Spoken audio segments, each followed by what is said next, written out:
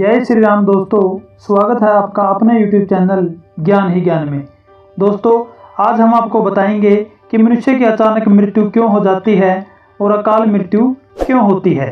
अकाल मृत्यु के बाद आत्मा कहाँ जाती है और उसे क्या सजा मिलती है। गरुड़ पुराण में मनुष्य के जन्म और मृत्यु के बारे में विस्तार से बताया गया है।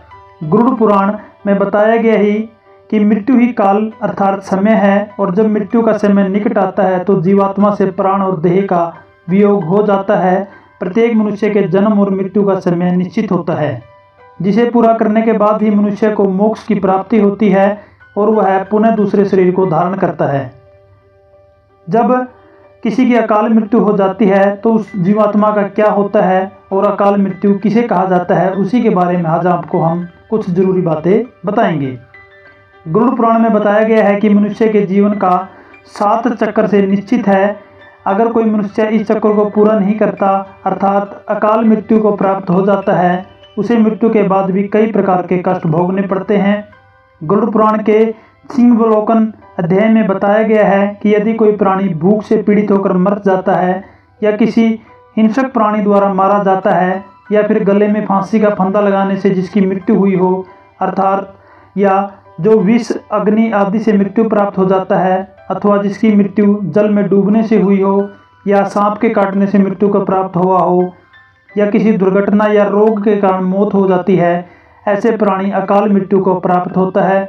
इसके साथ ही गरुड़ पुराण में आत्महत्या को सबसे निंदनीय और घृणित अकाल मृत्यु बताया गया है। इतना ही नहीं, भगवान विष्णु ने आत्महत्या को परमात्मा का अपमान करने के समान बताया गया है।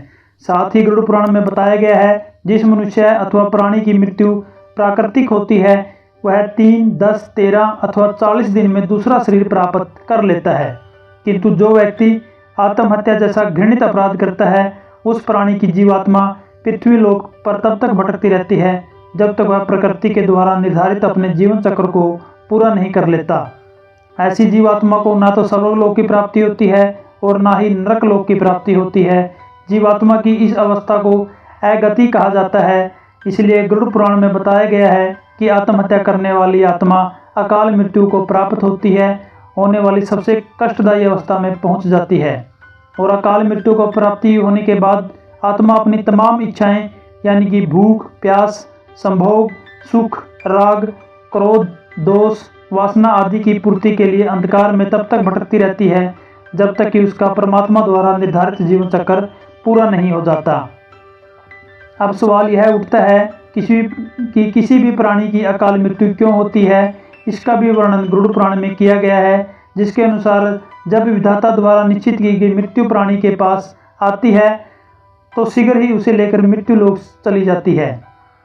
प्राचीन काल से ही वेद का यह कथन है कि मनुष्य 100 वर्षों तक जीवित रहता है, किंतु जो व्यक्ति निंदित कर्म करता है वह शीघ्र ही भ्रष्ट हो जाता है। जो व्यक्ति वेदों का ज्ञान न होने के कारण वंश परंपरा और सदाचार का पालन नहीं करता और जो आलस्यवश कर्म का परित्याग कर देता है और जो सदैव गलत कर्म को सम्मान देता है और जिस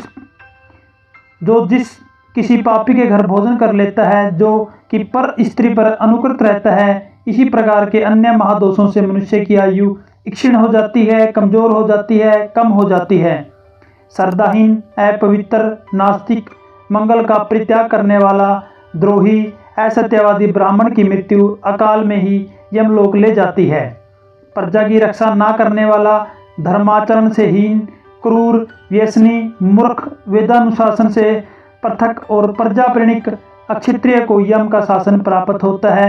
ऐसे दोषी ब्राह्मण या क्षत्रिय मृत्यु के वशीभूत हो जाते हैं और यम यातना को प्राप्त करते हैं और जो अपने कर्मों का परित्याग तथा जितने मुख्य आचरण है उनका परित्याग करता है और दूसरे के कर्म में निवृत्त रहता है वह निश्चित ही अकाल मृत्यु को प्राप्त होता है।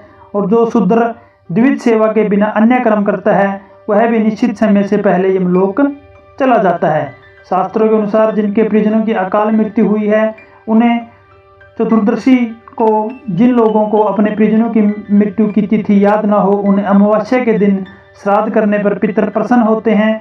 इसमें आग, पानी, सांप के डसने व किसी भी दुर्घटना से हुए अकाल मृत्यु के अलावा निसंतान व कुंवारा शरीर त्यागने वाले व्यक्तियों का श्राद्ध किया जाता है। दोस्तों, ये बातें आपको कैसी लगी हमें कमेंट में जरूर बताएं और इस जानकारी को और लोगों तक शेयर करें ताकि सनातन धर्म की जय जयकार हो। जय श्री राम दोस्तों।